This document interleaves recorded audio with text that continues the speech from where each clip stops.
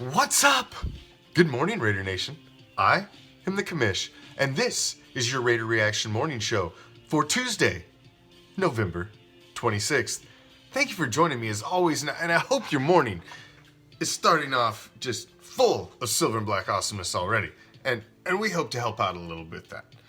Now, the big news yesterday, I mean, the Week 12 loss wasn't bad enough, but the news came out yesterday that we are losing one of the big standouts from this year's draft class, and that is Clemson wide receiver Hunter Renfrow. It's been third and Renfrow for freaking weeks as he's been big and starting to become one of the go-tos and that slot receiver that we've been looking for seasons. So it is a big blow to hear the news about Renfrow, and here's all of the details about what happened. Let's say tough day yesterday, but the sun came up today. We're anxious to get ready for the Chiefs. That's some bad news. We feel that Hunter Renfrow hurt his rib, and he's going to be out for a while.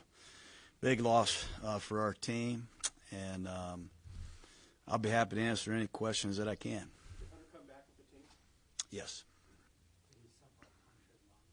I'm not going to get into the severity because I really don't know. We're looking at his ribs, and as soon as I get the official exact determination, I'll let you know. Where do you go in the slot? We'll obviously have Keelan Doss, who's played in the slot a little bit this year. He's a good player. Darren Waller can play in the slot. Carrier can play in the slot. And Zay Jones made a living in the slot at East Carolina, so we'll see. We'll see who we plug in there as we prepare for the Chiefs. But it's a big loss for us. We've had a lot of turnover at that position this year. It's really too bad. I'll say this: Renfrow is going to be a great Raider. He's really been playing good for us. Right. How tough is Hunter Renfrow? We had a pretty good answer in Sunday's game. A loss for the Raiders, and obviously it got worse than just the result of the game. Hunter Renfrow suffered, I'm told, a broken rib and a punctured lung, and there were two significant hits he took. One from Bless Austin from the Jets, who popped him on the side. He ended up being down for a long time. And then the other one, he stayed in the game, by the way. And then the other one coming from Henry Anderson, the Jets defensive lineman. Hunter Renfrow's last catch of the game left him really laboring on the ground. Looked like he was in significant pain. Came back with the team, found out this morning. And as John Gruden told reporters just a couple minutes ago, this could mean that Renfrow, who has emerged as a huge target for Derek Carr, is done for the season.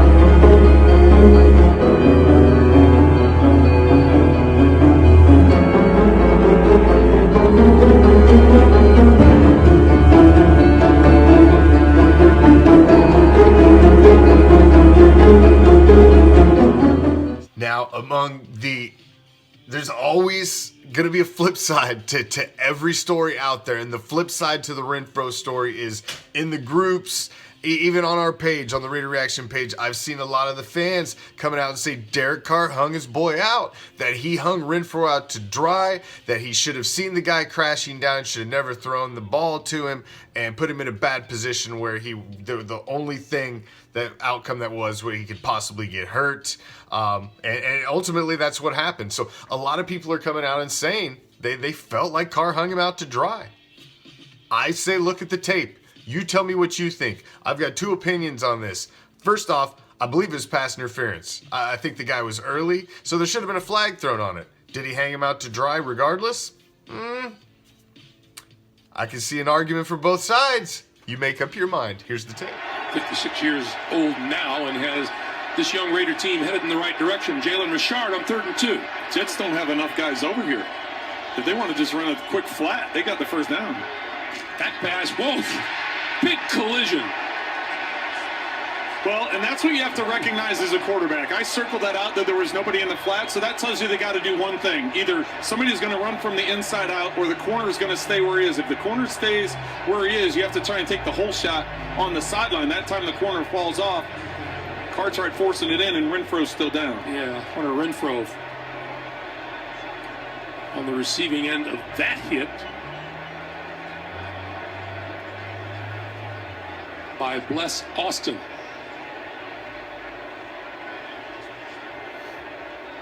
James Burgess was also in.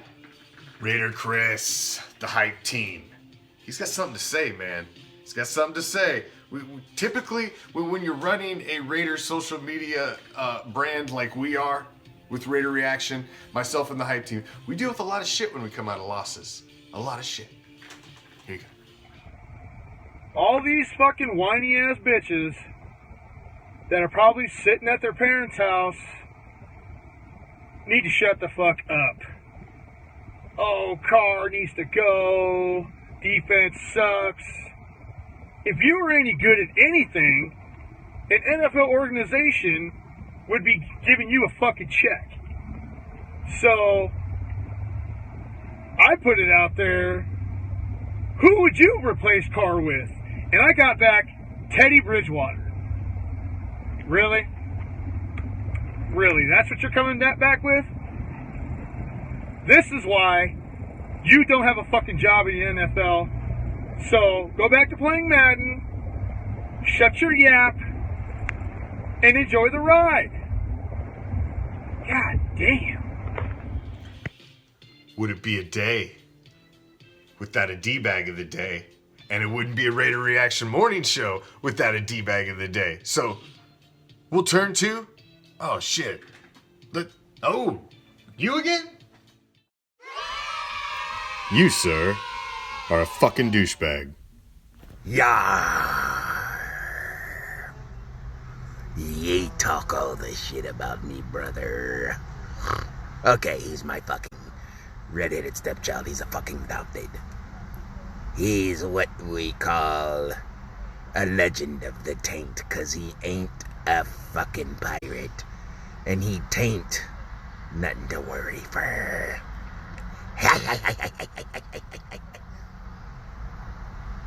I are the Empirate. He is a sleazeball. Ass nugget. Fuck him. Fuck him.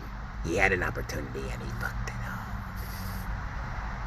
He is a douche bucket. 'Cause it's too much to put in a bag. Yeah.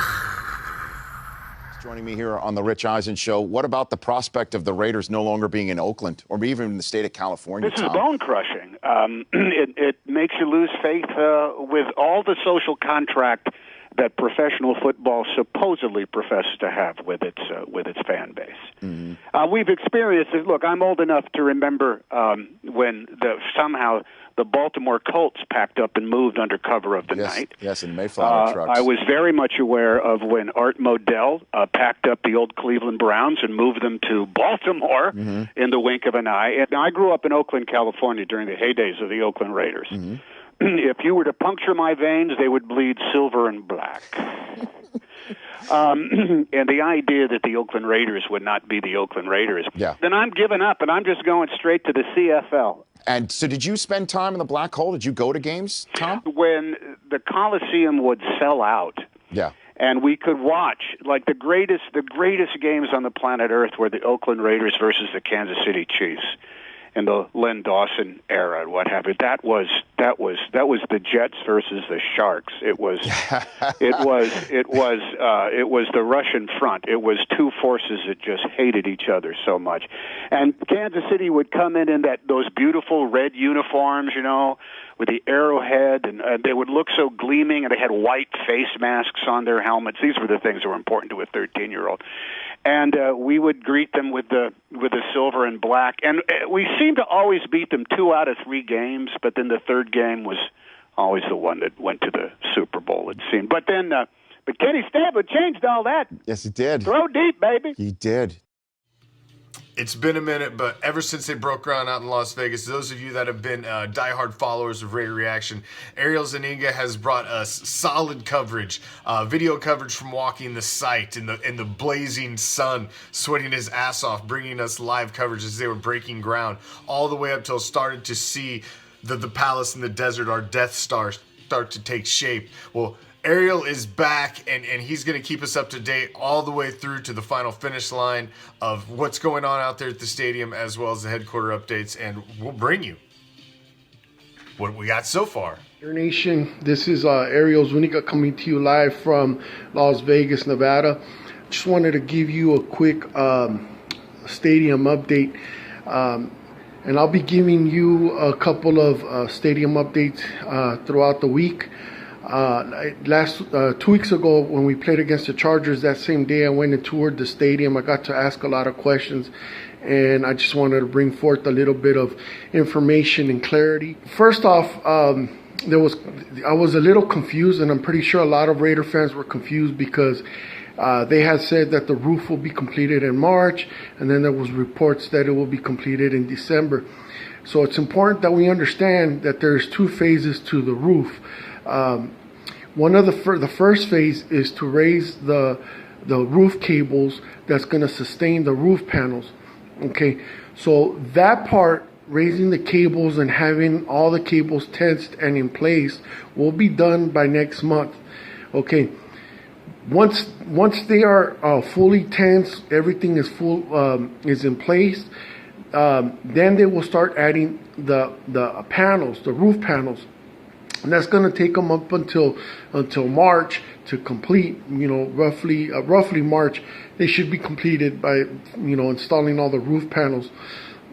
So that's one of the things that was clarified to me when I visited them. So if you hear different reports about December or March, that's what for the completion of the roof. That's the clarity on that. They are starting to work on the exterior of the stadium. They're starting to plant trees and stuff like that. So they're not only continuing work on the inside of the stadium, but they're also working on the outside, getting all of the trees and all that going on. They're starting to work on the driveways in and out of the stadium. They're starting to lay concrete on there and stuff like that, on the exterior of the property. The headquarters, I got updates on that.